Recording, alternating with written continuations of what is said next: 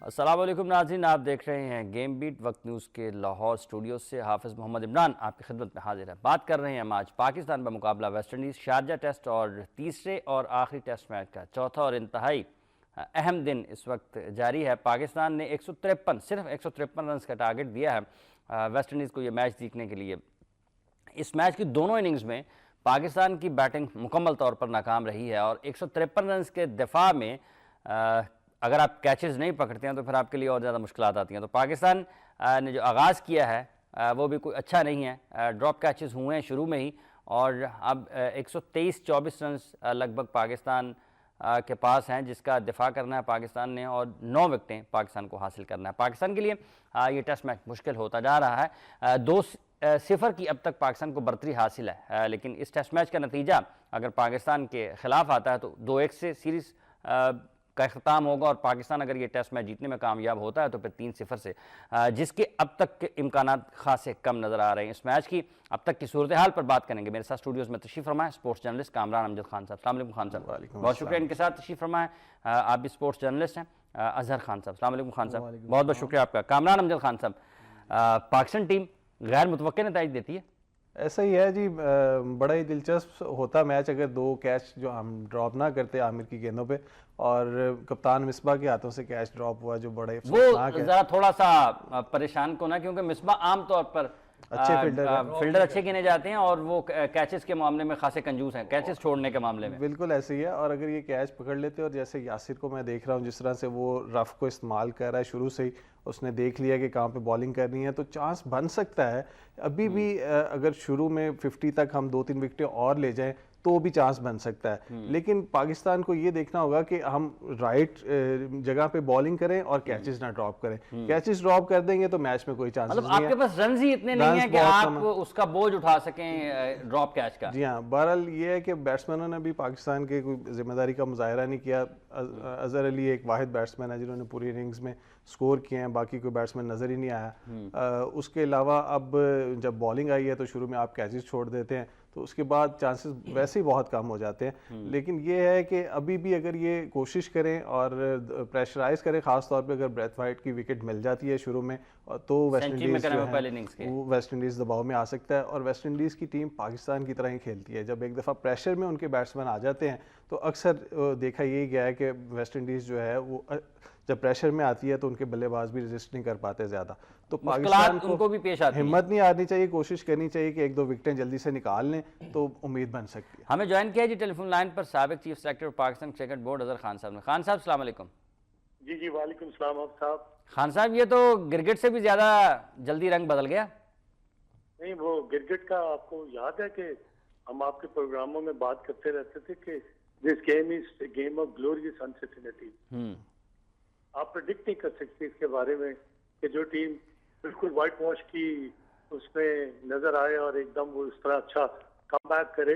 तो ये मैं खैर क्रिकेट का हुस्न है, इसका एक अपना एक तरीकाकार है कि जब आप कंप्लेसेंट हो जाते हैं, आप जब ऑपोजिशन को अपने ऊपर हावी होने का मौका देते हैं तो फिर ऑब्वियसली जो रिजल्ट्स है ना वो भी आपकी फेवर में नहीं रहते। तो आई थिंक कि पाकिस्तान की टीम ने जो बैटिंग की है उसमें बड़ी सॉफ्ट डिसमिसल्स हुई हैं, कुछ रिस्पॉन्सिबल शॉट्स भी मारे गए हैं एंड प्लस के Pakistan team does not look in that frame of mind कि जो वो 2 टेस्ट मैचेस वो खेलकर जीते हैं आउटस्टैंडिंगली और सिंगल हैंडली, मगर इसमें वेस्ट इंडीज ने बहुत ही उम्दा तरीके से कम बैक किया है और पाकिस्तान टीम को बैकफुट पर रखा है पूरे टेस्ट मैच। खान साहब, आप समझते हैं कि सिर्फ और सिर्फ इस टेस्ट मैच में अगर पाकिस्तान की आज कमज़ोर हालत है और पाकिस्तान फतह से खासा दूर है, खासा मुश्किल है, 123 रन चाहिए पाकिस्तान को जिसका दिफा करना है, 9 विकेटें इन 123 रन में अगर पाकिस्तान हासिल करने में कामयाब होता है तो वो जीत सकता है। इस टेस्ट मैच में अब तक की जो कारकर्दगी है उसमें ज़्यादा जिम्मेदारी आप समझते हैं कि बैटिंग लाइन की है? उन्होंने गैर जिम्मेदारी का मुजाहरा भी किया, गैर जिम्मेदाराना शॉट्स भी खेले और आप जिस तरह से आप कह रहे हैं कि लगता नहीं कि एक अच्छे डिसिप्लिन के साथ पाकिस्तान की टीम इस टेस्ट मैच में खेलती हुई नजर आई है, तो सबसे ज्यादा जिम्मेदारी आपके ख्याल में सिर्फ और सिर्फ बैटिंग लाइन पर आती है? देखिए, अब तब बैटिंग लाइनअप ऑब्वियसली बड़ा मुश्किल होता है कि आप ना कंसिस्टेंटली अच्छा परफॉर्म करते रहें, आपके बैट्समैन 500, 550, 450 रन करें और फिर आप वेस्ट इंडीज की टीम को ये के बाद दीगरे आप वनडे T20 और टेस्ट मैचेस जीतने के बाद उसी रविश में आप खेलें। ये गेम है, इसमें थोड़ा सा आपका ना फिजिकल और मेंटल और टेक्निकल जो प्रॉब्लम्स आते हैं वो कहीं ना कहीं नुमाया जरूर हो जाते हैं। तो पाकिस्तान टीम अब जीतने के बाद सीरीज जो है ना वो मेंटली और फिजिकली कंप्लेसेंट जरूर हुई है, मगर ये जो आप बात कर रहे हैं ना उसमें पूरी टीम का बॉलिंग में भी और बैटिंग में भी ये तमाम लोगों का ये हिस्सेदार है। अगर आप अच्छा खेलते हैं तो आपकी बॉलिंग में इतनी डेप्थ है कि वो उनको 150 में आउट कर सके।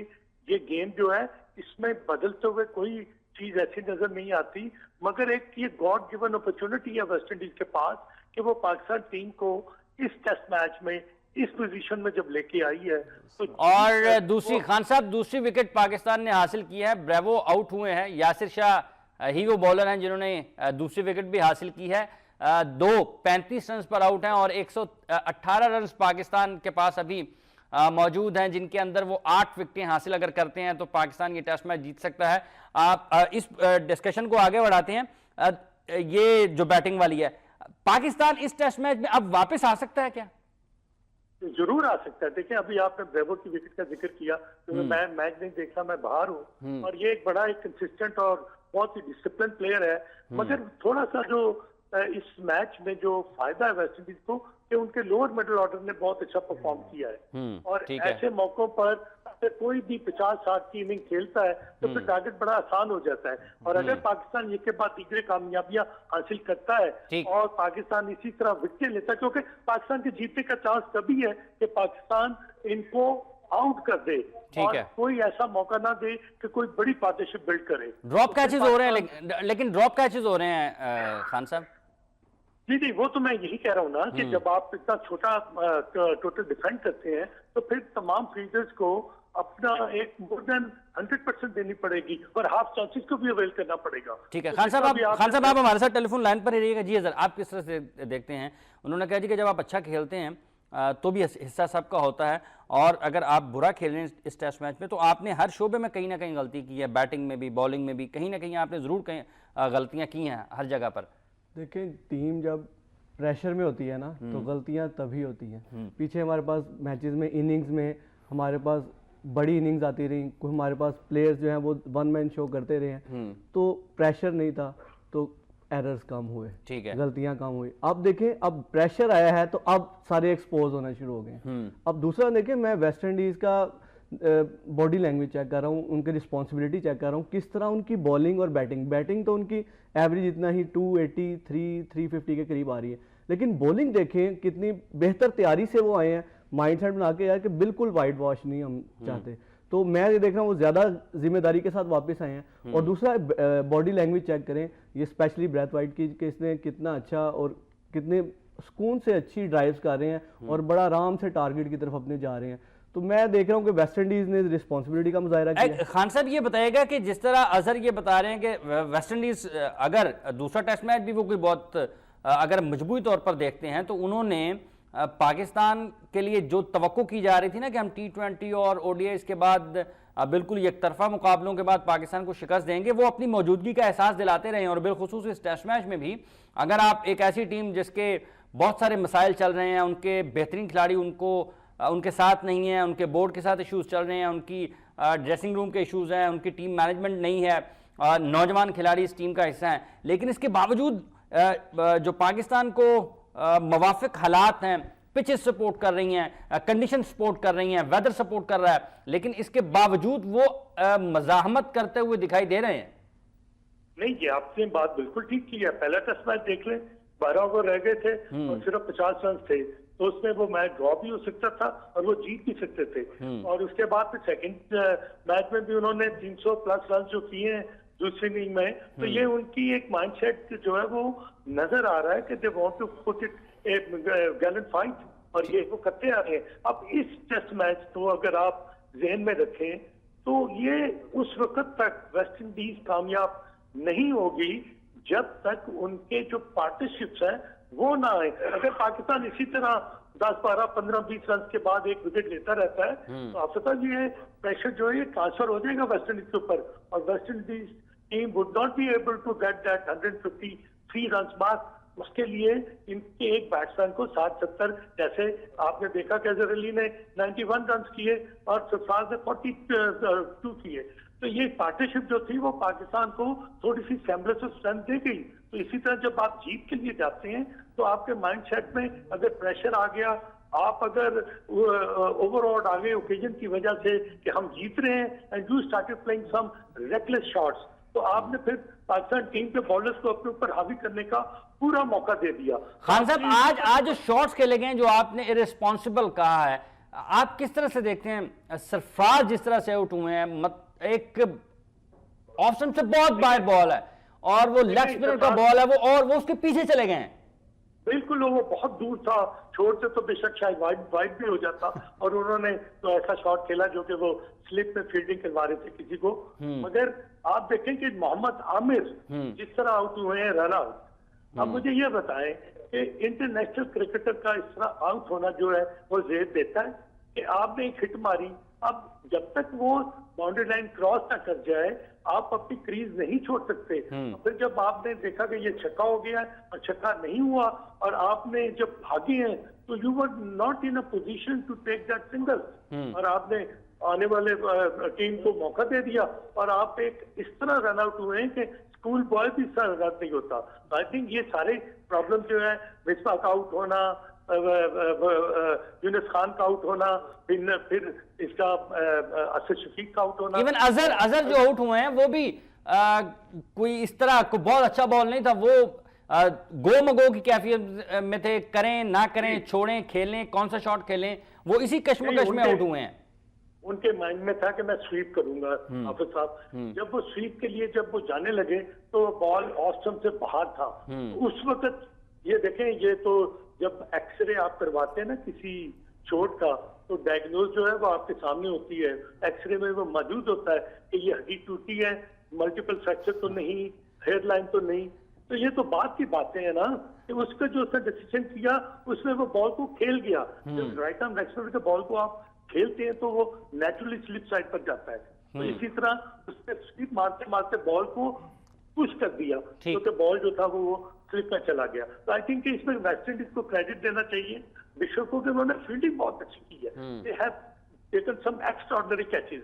तो ये तो गेम का एक हिस्सा है, जब टीम आगे लगती है। खान साहब, अगर पाकिस्तान ये टेस्ट मैच हारता है तो इसमें आप क्रेडिट किसको देंगे? क्या वेस्ट इंडीज ने बहुत अच्छी क्रिकेट खेली या फिर पाकिस्तान के खिलाड़ियों ने गैर जिम्मेदाराना क्रिकेट खेली?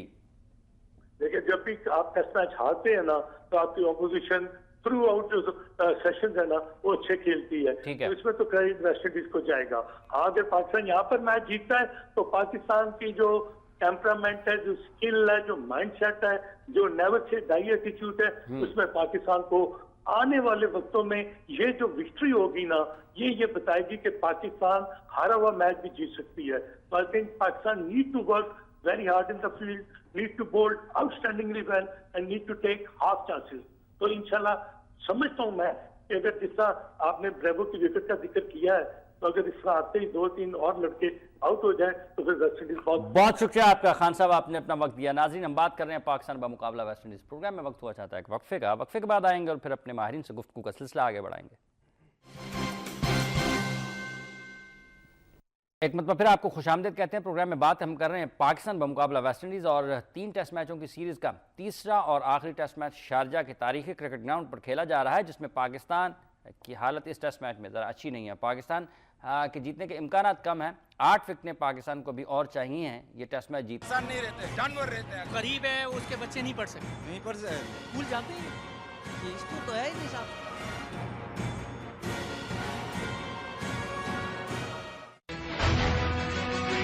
तब आजाद देखिए हर जुमेरात और जुमे की शाम 7:05 पर।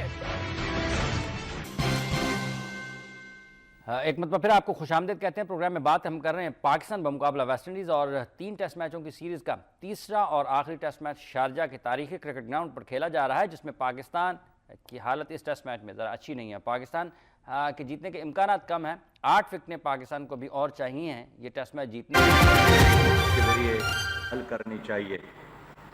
मैं कहना चाहता हूं कि ग्राउंड से ज़्यादा मीडिया ने जो किरदार अदा किया इसलिए कि उनको एक तमाशे की हर वक्त ज़रूरत होती है, लेकिन हमने कोशिश की कि पाकिस्तान तमाशा ना बने।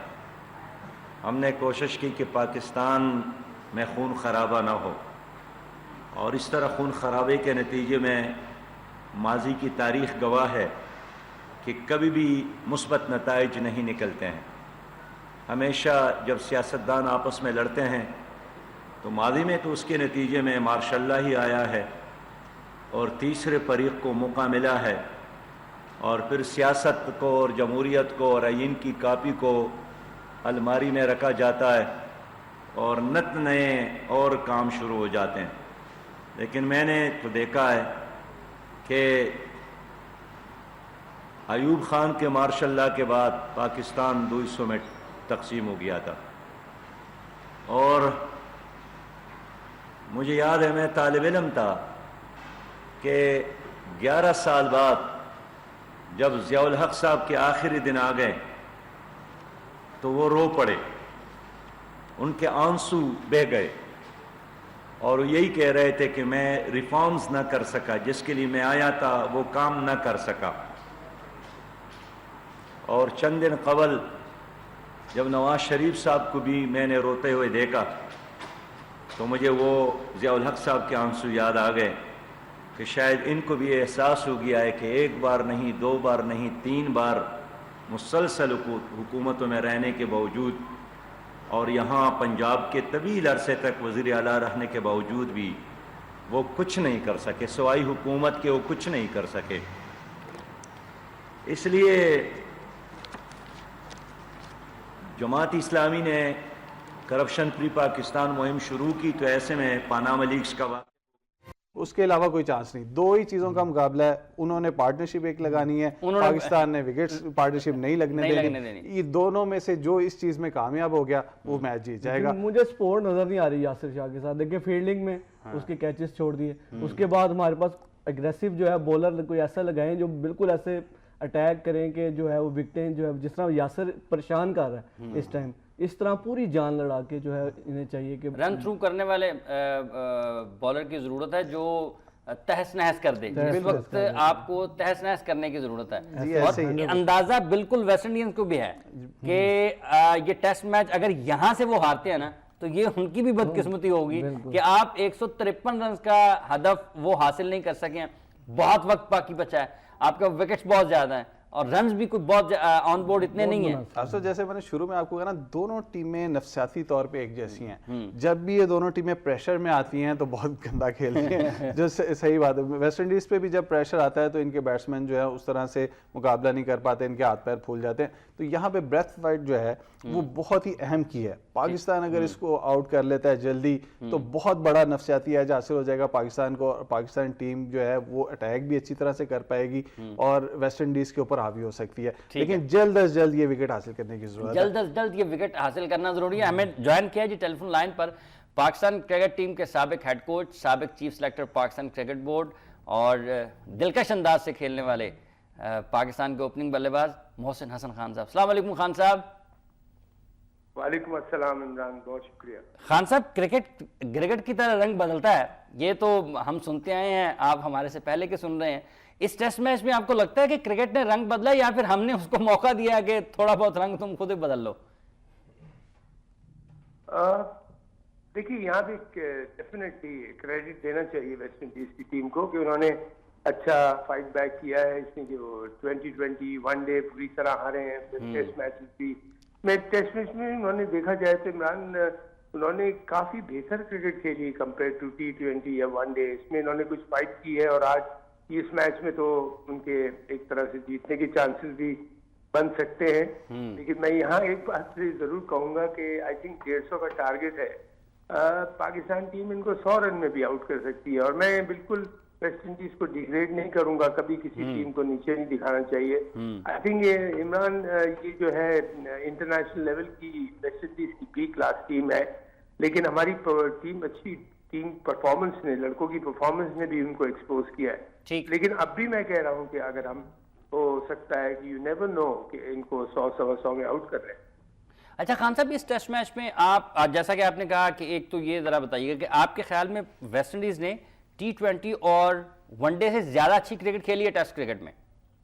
बहुत बेहतर क्रिकेट खेली है इसमें उसमें तो बिल्कुल आउट क्लास हो गए Imran. One sided matches Pakistan जीता है। और मैं ये कल भी बात कर रहा था एक जगह बैठ के कि जब भी कोई सीरीज होती है जिसमें टेस्ट मैचेस, फिर वनडे, फिर T20 होते हैं, तो हमेशा उसकी शुरुआत टेस्ट क्रिकेट से की जाती है कि जो बेस्ट फॉर्म ऑफ क्रिकेट है उससे शुरुआत की जाए कि प्लेयर्स भी और टीम में ना एक्चुअली क्रिकेट में आ जाते हैं। तो आई थिंक क्या रीजन थे कि दोनों इंडीज ने भी, पाकिस्तान ने एग्री किया कि T20 से शुरू करते हैं। मैं नहीं कह रहा हूँ कि ये वजह उनकी हारने की, लेकिन आई थिंक हमेशा ये होता है कि टेस्ट क्रिकेट आप जब आप शुरू करते हैं तो आई थिंक टेस्ट क्रिकेट आपको 5 दिन का खेल जो होता है वो टोटली मेंटली और फिजिकली आपको गेम में ले आती है। तो आई थिंक यहाँ साफ एक चीज नजर आ रही है कि जिस तरह से उन्होंने टेस्ट क्रिकेट बेहतर अंदाज से खेली है, इस तरह उन्होंने वनडे या T20 में तो बिल्कुल वो वन साइडेड मैच हुए।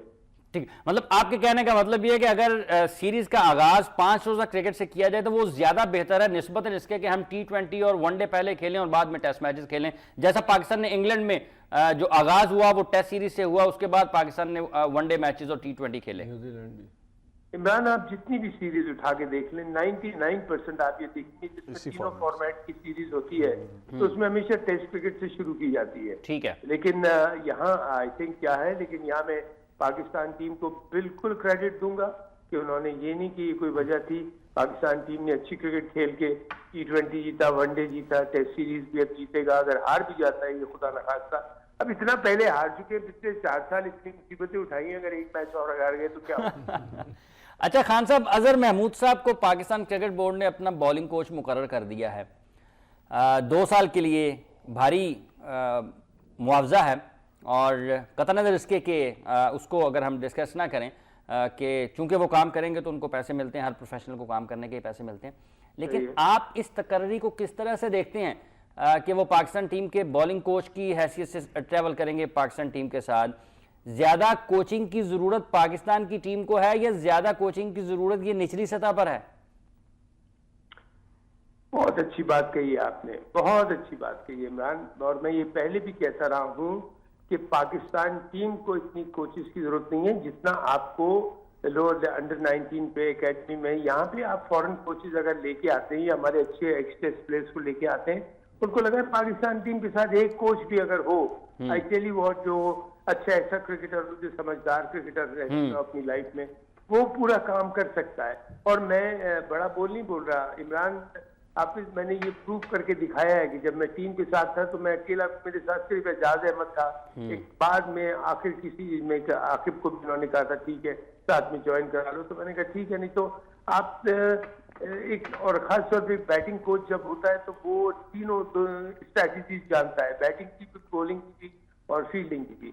तो बहरहाल, और अजहर महमूद का जहाँ तक सवाल है, माशाल्लाह अजहर महमूद हमारा बहुत अच्छा जबरदस्त ऑलराउंडर रह चुका है, लेकिन ऑनेस्टली स्पीकिंग अगर आप उससे बात पूछें तो जरूरत कोई नहीं। अच्छा खान साहब, ये किस हद तक दुरुस्त है? क्रिकेट के हलकों में ये बात गर्दिश करती रहती है कि ये जितनी भी इन दिनों क्रिकेट बोर्ड में तकर्रियाँ हो रही हैं, ये एक ग्रुपिंग है और एक ग्रुप जो है उसके लोग पाकिस्तान क्रिकेट बोर्ड में आ रहे हैं और उनको अहम ओहदों पर काम करने का मौका मिल रहा है। आप इस तरह से किस हद तक इत्तेफाक या इख्तलाफ करते हैं? हाफिज इमरान, आपने माशाल्लाह अपने सवाल का जवाब खुद ही दे दिया है, मैं क्या कहूँगा, लेकिन ये बात कहीं भी है नजर आ रही है। लेकिन ये है कि आई थिंक करना नहीं चाहिए। ये पाकिस्तान क्रिकेट बोर्ड है, ये किसी घर का क्रिकेट बोर्ड नहीं है कि जो अपनी मर्जी से अपनी फैमिली में जो दिल चाहे कर ले। ये पूरे पाकिस्तान का क्रिकेट बोर्ड है, ख्याल करना चाहिए। मैं उम्मीद करता हूँ कि बेहतरी आएगी और मुझे लगता है हाफिज इमरान के इंशाअल्लाह बहुत जल्दी इसमें बेहतरी आएगी, बहुत जल्द। ठीक है, बहुत बहुत शुक्रिया आपका मोहसिन हसन खान साहब, आपने अपना वक्त दिया और अपने ख्यालात का इज़हार किया। जी बड़े दिलचस्प गुफ्तगू हुई, खासतौर पे अजहर महमूद के हवाले से। खान साहब तो शरीफ आदमी है, थोड़ा सा हिचकिचाए बात करते हुए, लेकिन जो सच्ची बात यह है कि पाकिस्तान क्रिकेट बोर्ड ने एक मजाक बना दिया ये इन तकर्रियों को। मतलब आप क्या क्राइटेरिया क्या है आपका किसी को कोच लगाते हुए?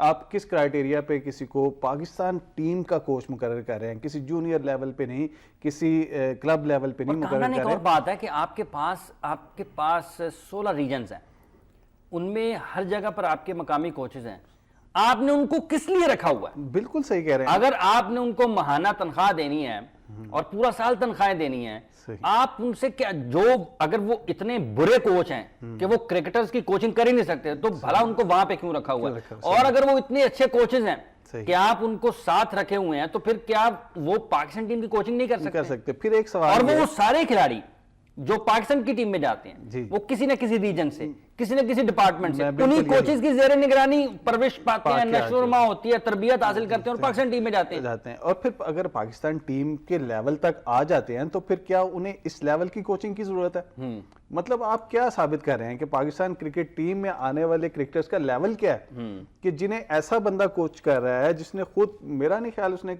क्लब लेवल के अलावा कहीं पे और कोचिंग की। अच्छा, इसको आगे बढ़ाते हैं, टेस्ट मैच पे आते हैं दोबारा। और अजहर खान साहब, अगर हम इस टेस्ट मैच की, जिस तरह अभी मोहसिन हसन खान साहब ये बता रहे थे कि क्रेडिट आपको वेस्ट इंडीज को देना पड़ेगा कि उन्होंने T20 और ODI से ज्यादा अच्छी और बेहतर क्रिकेट खेली है। बिल्कुल, देखिए मैंने आपको पहले कहा कि मैं तो वेस्ट इंडीज़ के बॉडी लैंग्वेज देख रहा हूँ, उनकी बैटिंग कॉन्फिडेंस देख रहा हूँ, बॉलिंग उनकी देख रहा हूँ कि वो कितना, जिसे कहते हैं ना बाउंस बैक करना, ये उनकी सिचुएशन है। उन्हें बहुत अच्छी तरह ज्वाइन किया जी पाकिस्तान के गोल्डन आर्म और director academy Pakistan cricket board Mudassar नजर साहब ने। मुदस्सर नजर साहब, अस्सलाम वालेकुम। मुझे भाई, क्या आप किस तरह से देखते हैं वेस्ट इंडीज की टीम को इस टेस्ट मैच में? आपको क्या वजह लगती है कि उन्होंने कम बैक किया और पाकिस्तान को उन्होंने इस टेस्ट मैच में बहरहाल मुसीबत में डाला है और आज भी 107 रन बाकी हैं इस टेस्ट मैच को जीतने के लिए? देखिए, पाकिस्तान ने काफी उनको डोमिनेट किया पूरी सीरीज में, और जब कभी इतना डोमिनेट करते हैं आखिरी मैच आ जाता है तो बड़ी बड़ी टीमें भी, जैसे ऑस्ट्रेलिया की टीम भी कभी और वेस्ट इंडीज की टीम भी कभी रिलैक्स कर जाती है।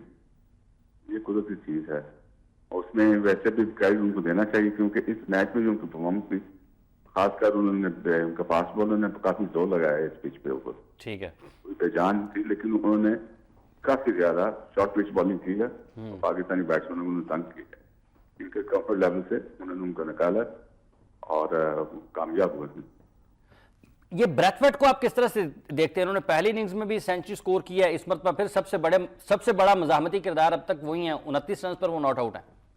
अगर आप किसी बैट्समैन को देखें जो बड़े बड़े स्कोर करता है ना, उसकी हिस्ट्री देखें तो जब वो स्कूल क्रिकेट में भी खेल रहा होता है तो लंबे लंबे सेंचुरीज करता है। ये जब अंडर 16 की टीम हमारी आज से कुछ 10 साल पहले गई थी वेस्ट इंडीज, उसमें मैं ये नुमाया तरीके से सामने आया था, इसने बहुत ज्यादा स्कोर किया था। तब से लेके आज तक ये इसकी जो पेडिग्री ये है कि ये बहुत ज्यादा लंबे लंबे रन करता है और ये इनका फ्यूचर स्टार भी है। ठीक। अच्छा मुदस्सर नज़र साहब, पाकिस्तान के नौजवान खिलाड़ियों को किस तरह से देखते हैं? समी असलम की परफॉर्मेंस को, मोहम्मद नवाज पाकिस्तान के लिए टेस्ट कैप हासिल करने में कामयाब रहे, वो एक ऑलराउंडर की तरह हैसियत में टीम के साथ हैं। इसी तरह से बाबर आजम, इन 2-3 पाकिस्तान के नौजवान खिलाड़ियों की परफॉर्मेंस को आप किस तरह से देख रहे हैं? बहुत अच्छे तरीके से समी असलम भी अगेन ये भी बैट्समैन की तरह इन्होंने स्टार्ट दिया है। ये भी काफी देर से बचपन से पूरे सिस्टम से आए हैं, पाकिस्तान के रन करते आ रहे हैं। ठीक है, और टेक्निकली बड़े ठीक ठाक हैं, भी काफी आगे जाएंगे। बाकी नवाज का एक क्वेश्चन मार्क था कि ये वनडे में तो बड़ी अच्छी उसकी ऑलराउंड परफॉर्मेंस आ रही है। लास्ट ईयर इसका PSL बहुत अच्छा गया। इस दफा जो पाकिस्तान ए के साथ इसने जो टूर्स किए हैं उसमें बड़ी अच्छी परफॉर्मेंस रही इसकी, तो उन्होंने इसको ट्राई आउट किया ऑस्ट्रेलिया जाने से पहले। तो अभी तक तो सो फार सो गुड, कोई इतनी आउटस्टैंडिंग में नहीं है, तो लेकिन पूरी परफॉर्मेंस नहीं उसने दी, तो इसको थोड़ा टाइम लगेगा। बाबर आजम का तो हमें काफी देर से पता है कि वो बड़ा अच्छा बैट्समैन है, बड़ा अच्छा बैट्समैन बनेगा। वो अब पाकिस्तान का ये है कि पाकिस्तान के मिडिल ऑर्डर काफी स्ट्रांग है, ठीक, तो इनको हो सकता है थोड़ा टाइम लग जाए, लेकिन इस तरह नहीं होगा जैसे इस वक्त इतने साल इंतजार करना पड़ा था। ये काफी जल्दी पाकिस्तान की टीम में आ जाए। ठीक है, बहुत बहुत शुक्रिया आपका मुदस्सर नजर, पाकिस्तान क्रिकेट बोर्ड की एकेडमीज़ के डायरेक्टर हमारे साथ थे। वापस आ जाते हैं अजहर महमूद वाली तकरीर पे। मोहसिन साहब कहते हैं कि इनकी ज़्यादा ज़रूरत तो जो आप इतने हाई प्रोफाइल कोच या फिर इतने महंगे कोचेज़ रखते हैं, इनका ज़्यादा काम है कि आप इनको एकेडमीज़ में लाएं, इनको जूनियर लेवल की पाकिस्तान की क्रिकेट है वहाँ पर लगाएं। जाहिर है सीखने का जो अमल शुरू होता है वो जिस तरह मुश्ताक अहमद साहब कर रहे हैं, वो कभी कोयटा जा रहे हैं, कभी मुल्तान जा रहे हैं, कभी कहीं जा रहे हैं, कभी कहीं जा रहे हैं। इतना बड़ा पैकेज आप इनको दे रहे हैं तो किस चीज़ का बैठ के पहले भी इन्होंने काम किया पाकिस्तान टीम के लिए, क्या किया इन्होंने? कुछ भी नहीं किया भाई। काम कराएं इनसे तो फिर ठीक है, पैसे भी दें इनको। अगर सिर्फ इनको नवाजने के लिए रखना है तो फिर तो कोई फायदा नहीं। साफ नजर आ रहा है कि एक खास ग्रुप है जो अपने बंदे लाके क्रिकेट बोर्ड में कररियां करवा रहा है और अपने जो है और ये भी नहीं कह सकते ना जी, हम ये तो नहीं कह सकते कि अजहर महमूद को ये एक तीसरी मखलूक से हैं। भाई पाकिस्तान के क्रिकेट खेली है उन्होंने। ये जी रिसर्च कहती है कि जो लर्निंग का प्रोसेस है ना वो यंग एज से है, बच्चा जो है सीखना शुरू करता है। देखिए जो पाकिस्तान टीम लेवल पे आ जाता है उसको कोचिंग की जरूरत नहीं, उसको टिप्स की जरूरत है। कई दफा देखा फाइन ट्यूनिंग है, फाइन ट्यूनिंग है बस उसकी, उसको तो आपने आपका नोक पलक संवारनी है। ये देखिए वो मोटिवेट रखना है आपने, जो भी मसला पेश आ रहा है आप उसको कंसल्टेंसी ले उनको नीचे हमारे कोचिंग की असल जरूरत है। टेक्निक का कोई प्रॉब्लम है, कोई बेहतर करना है, बॉलिंग एक्शन कोई अपना आईसीसी के रूल के वायलेट तो नहीं कर रहा, ये सारी चीजें जो है ये बेसिक लेवल पे करनी चाहिए। यहाँ पे हमें एक अच्छा इंटरनेशनल बड़े लोग यहाँ पे लगाने चाहिए, बड़े वो रीजन के कोचेस और उनकी सुपरविजन जो है वो इन जैसे हमारे पास जैसे अब जो ला रहे हैं, ये एक टीम बनाते जा रहे हैं। मतलब मुझे तो लग रहा है कि आइंदा ऑलराउंडर कोच भी लादा होगा, लेग स्पिनर कोच भी लादा होगा, स्पिन कोच भी लादा होगा। मतलब एक कोच होता था, बेहतरीन रिजल्ट होते थे। मरहूम डॉक्टर जफर अल्ताफ साहब फरमाया करते थे कि ये सब गोरों ने अपने फॉर्मर क्रिकेटर्स को ना नवाजने के लिए और एंगेज करने के लिए ना और उनको एक एक्टिविटी देने के लिए नई नई चीजें मुतारफ करवाई जा रहे हैं और सारे के सारे फिर उसी नई चीज ऊपर भी और नीचे भी। सारी दुनिया में नई चीजें आती हैं लेकिन आपको अपने माहौल में अपने एटमॉस्फेयर में रहते हुए उनको अडॉप्ट करना होता है। आपके ये कल्चर ही बिल्कुल गलत है कि आप हर चीज़ का अलग अलग कोच रखें। इसी तरह से अलग अलग फॉर्मेट का भी जो आपका तजर्बा था वो बुरी तरह नाकाम साबित हुआ। अब सब लोग कह रहे हैं कि जी मिसबा को हटा के वनडे से और T20 से इन्होंने बहुत बड़ी गलती की। एक ही फॉर्मेट का, हर फॉर्मेट का एक ही कप्तान होना चाहिए था। पाकिस्तान का कल्चर ही नहीं है अलग अलग फॉर्मेट का कप्तान बनाने का। इसी तरह से अलग अलग कोचेस का आप कोचेस को मुश्किल में डाल देते हैं। किसी को समझ नहीं आ रही थी कि उसका किरदार क्या है। मतलब हेड कोच जब आप अपॉइंट कर रहे हैं तो उसकी मौजूदगी में दूसरे कोचेस की क्या जरूरत है? मतलब वो बंदा क्या इस काबिल नहीं है कि हर एस्पेक्ट को क्रिकेट को समझता हो? नहीं कि वो ये एक चांस था यासिर की बॉल पर जो बैट पैड हुआ लेकिन स्लिप में कैच लिया नहीं जा सका। अच्छा जी देखें अजहर महमूद बिलाशुबा बहुत अच्छे ऑलराउंडर। आज तो यूनुस खान ने भी कैप पे ग्लासेस लगाए हुए जी, यंग हो गए। ये थोड़ी सी गैर मुतवक्की चीज है। अच्छा जी देखें अजहर महमूद बहुत अच्छे ऑलराउंडर थे, पाकिस्तान के लिए बड़ा अच्छा खेले, लेकिन कोच के तौर पे उनकी तकर्री की कोई समझ ही नहीं आती है किसी तरह से भी। भाई क्या क्राइटेरिया है, कहाँ पे कोचिंग करते रहे हैं, कहाँ पे कोई काम करके दिखाया उन्होंने, किस बेस पे उनको पाकिस्तान टीम का कोच लगाया गया? ठीक है जी, क्या किसी खास बंदे के कहने पे लगाया गया? वो मैं बताता हूँ कि आप समझ रहे हैं। ठीक है। अच्छा जी बात हम कर रहे हैं पाकिस्तान का मुकाबला वेस्ट इंडीज और हमें ज्वाइन किया टेलीफोन लाइन पर क्रिकेट एक्सपर्ट हैं, सीनियर GM है नेशनल क्रिकेट अकेडमी के अली ज़िया साहब। अली ज़िया साहब अस्सलाम वालेकुम। जी वालेकुम सलाम। अली ज़िया साहब ये टेस्ट मैच अगर पाकिस्तान हार जाता है तो आपके ख्याल में सबसे ज्यादा खराब कारकर्दगी किस शोबे की रही होगी? देखिए पिच तो बहुत अच्छी थी, पिच में तो कोई ऐसे डीमंस नहीं थे। तो इसका मतलब तो यही है कि पाकिस्तान की बैटिंग जो अब तक बहुत ही अच्छा खेल रही थी इन कंडीशंस में, जो कि उन्हें सूट भी कर रहे थे, तो अपने स्टैंडर्ड के हिसाब से बैटिंग नहीं कर पाए। ठीक है। And to an extent fielding भी, अगर आप 152 का टारगेट दूसरे को देते हैं तो नए बॉल पे आमिर ने तो आपको ब्रेक थ्रू दे दिया, अनफॉर्चुनेटली वो कैचेस नहीं हो पाए। सो अगर आप low scoring game on a pitch जो कि काफी अच्छी है बैटिंग के लिए, अभी तक आपको कैचेस तो लेने, हाफ चांसेस को भी आपने फुल चांसेस में तब्दील करना। बिल्कुल ठीक है। अच्छा खान साहब, अब पाकिस्तान को 99 रन की, वेस्ट इंडीज को 99 और पाकिस्तान को 8 विकेटों की जरूरत है। अली ज़िया साहब आप किस तरह से देखते हैं, कोई चांस है पाकिस्तान के पास? To be honest outstanding bowling करनी पड़ेगी और मेरे ख्याल में जो की होगा इस में वो है ऑब्वियसली यासिर की बॉलिंग आपको एक किस्म का स्ट्रैंगल करना बैट्समैन को, ठीक, जैसा पाकिस्तान ने भी जरूरत से ज्यादा स्लो खेला और डिसेंट पिच और अपने आप पे प्रेशर बिल्डअप किया। ठीक तो है। मेरा ये ख्याल है कि अगर ये इनको स्ट्रैंगल करते हैं विद डॉट बॉल्स और जो है यासिर काफी अच्छी हद तक बॉलिंग कर रहा है, with a bit of luck wickets मिलती है। आई थिंक दूसरी साइड से बॉलर्स हैं वो वहाब को और उसको जो है आमिर को, वो जब जैसे ही रिवर्स होगा, क्योंकि आप देखेंगे लेटर ऑन वेस्ट इंडीज के बॉलर्स दो थोड़ा सा वाइट जा रहे थे गैब्रियल, लेकिन उनका रिवर्स हो रहा था। ठीक है। आई थिंक जो दो की चीजें, एक तो यासिर का विकेट्स लेना रेगुलर इंटरवल्स, और उसका तरीकाकार यही है कि वेस्ट इंडीज पे प्रेशर बिल्ड अप करें by a lot of dot balls, क्योंकि बीच में विकेट टेकिंग बॉल तो करते ही हैं यासिर। ठीक है। और आई थिंक उसके साथ साथ जो वहाब की पेस है, अगर उसके साथ रिवर्स होता है तो that is the only chance. लेकिन to be honest, West Indies will have to bat very very poorly to lose this game. अच्छा अली ज़िया साहब, ये बताइएगा कि ये जो रिवर्स की आपने बात की है और यासिर की बॉलिंग की आप बात कर रहे हैं, यासिर ने अब तक 2 विकेटें ली हैं, आपके ख्याल में दोनों जो साइडें हैं, दोनों एंड है, वहां से पाकिस्तान के लिए विकेट्स लेना बहुत जरूरी है अगर हमने इस 98 रन का दिफा करना है जो कि बाकी बचे हैं? एक एंड से आप विकेटें हासिल करके ये मैच नहीं जीत सकते। जहां पिच अच्छी होती है वहां पे जो ज्यादा कोई ऐसा इतनी ज्यादा हेल्प नहीं मिल रही बॉलर्स को, वजह वो फास्ट बॉलर या स्पिनर है, प्रॉब्ली रफ में से थोड़ा सा ज्यादा स्पिन होगा, तो डेफिनेटली आपको दोनों एंड से पेनिट्रेटिव बॉलर्स चाहिए और दोनों एंड से विकेट मिलेगी, क्योंकि टोटल बहुत थोड़ा रह गया 90 ऑड रन। तो प्रेशर, अगर विकेट नहीं गिरती तो प्रेशर तो पाकिस्तान पे आता जाएगा ना। इन दी एंड वन आपके बहुत ही कम रन रह जाते हैं, आप कितना भी अपने आप को मोटिवेट करें, just before the end you give up, तो बहुत ही थोड़ा स्कोर रह गया टू गेट।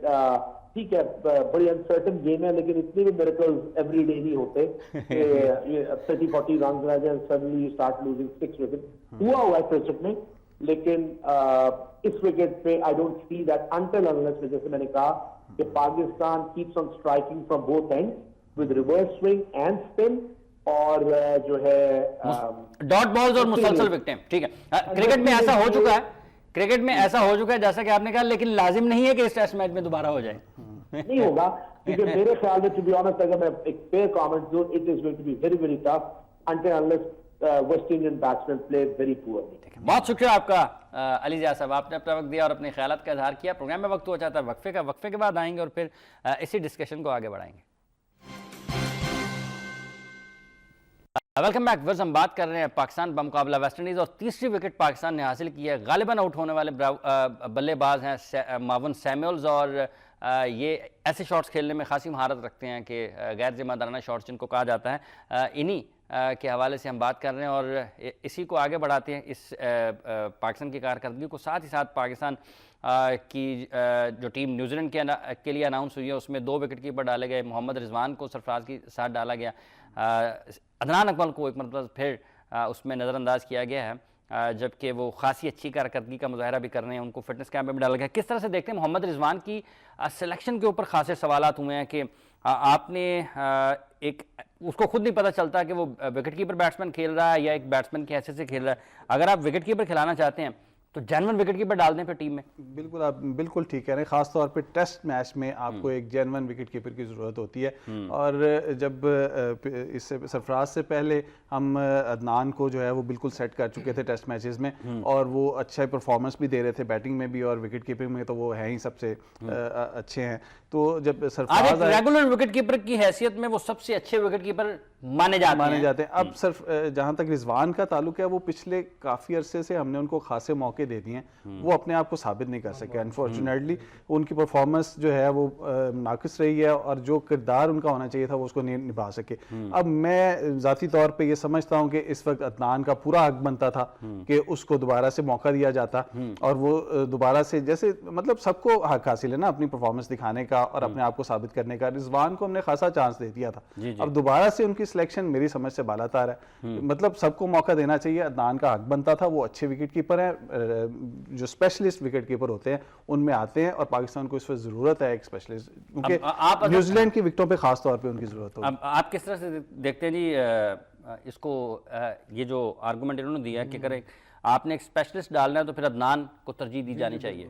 देखिए टेस्ट विकेट जो है ये एक बिल्कुल डिफरेंट गेम है, एक पूरे 5 डेज़ की क्रिकेट है। इसमें आपके पास genuine wicket keeper, genuine bowler होंगे, वो अटैक जेन्युइन बैट्समैन होंगे, तो वो अटैकिंग पोजीशन वो अपने मतलब खेलेंगे, जेन्युइनली खेलेंगे, तो फिर ही हम पार्ट टाइम के साथ टेस्ट क्रिकेट एटलीस्ट नहीं खेल सकते। उसमें देखें कि अदनान बहुत ही और इस फर्स्ट क्लास सीजन में उन्होंने विकेट कीपिंग के साथ साथ बैटिंग में भी खासे रन्स किए हैं। एक 107 रन्स की इनिंग्स है, एक 69 की है, एक 114 की है, एक 60 नॉट आउट है।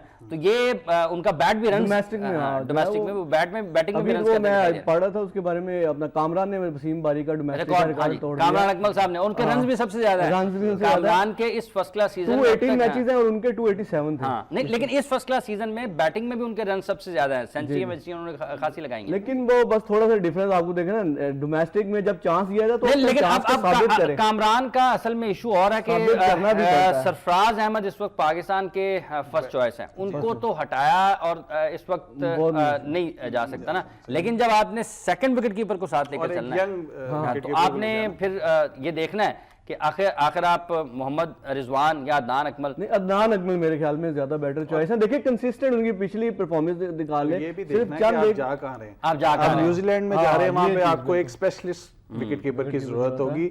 अगर आपने सरफराज के साथ किसी को लेके जाना था तो अदनान की जगह बनती थी। रिजवान को हम खासे चांस दे चुके हैं, तीसरी विकेट पाकिस्तान ने ले ली है और यासिर शाह की तीसरी विकेट है।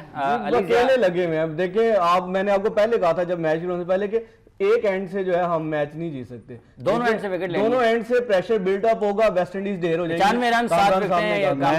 मैं इनसे अभी ये बात कर रहा था कि अब वक्त है कि वहां आपको बुलाया जाए और देखा जाए क्योंकि ये ना हो कि बहुत देर हो जाए और उसके बाद बिल्कुल ही कोई जरूरत ना रह जाए। अब इस वक्त पाकिस्तान को पूरा अटैक करना चाहिए।